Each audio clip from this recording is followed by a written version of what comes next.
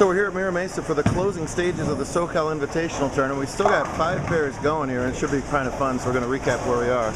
Right here in front of us, Kaylee Amkong and Megan Carpenter are going for the Girls Invitational. They're in the title match. The winner of that gets a winner-take-all $200 bonus, in addition to all the girls' points up for grabs. The handicap division may or may not be in the title match. They're playing triple elimination match play in the main divisions. Ryland Pimentel, the 4th seed, has only 1 loss. Jeff Rada, the 7th seed, has 2 losses.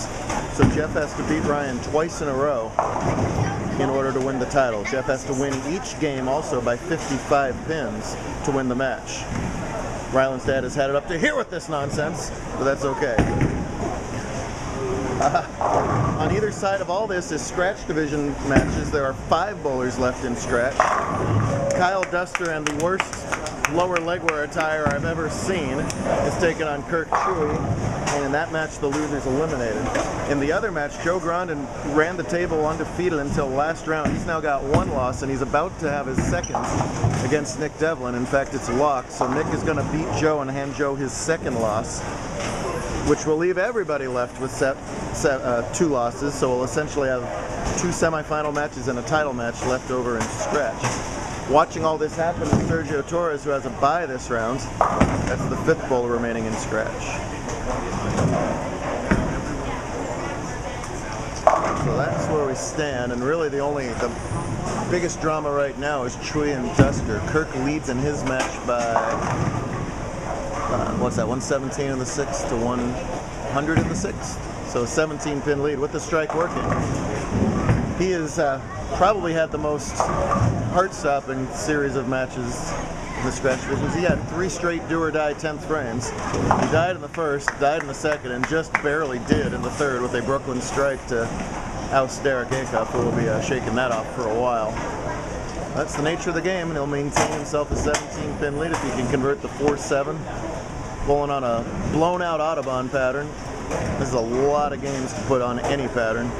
5 qualifying, then it's about round 7 or 8 of match play. But it's a high volume pattern. There was only 4 in a pair in qualifying, so there's still some shot left out there. So Pimentel now the last bowler left in either division with only 1 loss. And that little smile there. Lots of Mira Masons did well this weekend defending their home turf. Of course, Megan won yesterday's handicap division title and just got eliminated in the handicap main division today. So 1st and 3rd in the main tournaments, and a chance to pick up the Girls Invitational is pretty much in the category of Dream Weekend for that one right there. That's right, that's right. And Rada, the 2-hander, was part of a team that probably had my favorite win of the season. They won the scratch 5-person team tournament in December, beating essentially the ASU National Championship bowling team in the process, which was just super fun to watch. And they absolutely earned. They beat them scratch both games. Yeah, he used to bowl 1-handed. Oh, is that right? When did he switch? I have no idea. Well, if you're going to give me these nuggets of information, I need more detail, man. I don't know. They looked like a long time ago. A long time ago? You're 7. There is no long time ago. Yeah, I used to bowl too. Big finish over here in the handicap and the scratch match. Duster can strike out for 199. Kirk going at a 197 pace, so double and 8 makes Kirk get the first hit. Just look at those socks. Saw that he got a split. It's not the socks, it's that they're tucked in, for crying out loud. Got a wheel. Doesn't have a chance of wheel. Shows you how tough this pattern is. Duster's had a heck of a season, but that's a shot he's going to want back. Is there any way he can win? Kirk 9's out for 185. 176 is the best Duster can do, so Kyle's going to wind up being eliminated in 5th place, which will leave 4 bowlers with 2 losses each in the scratch division.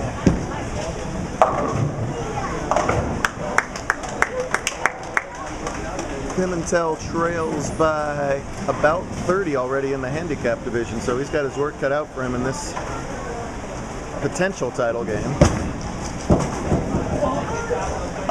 That'll help. There we go. Gets them all down. And a smile. Meanwhile, Carpenter over there trails by 11, shooting on a spare on the 5th, so she's going to add to her deficit, unfortunately, in this shot. That's where we stand halfway through. We're going to reset the scratch division and be back for more action here with big money up for grabs. The SoCal Invite.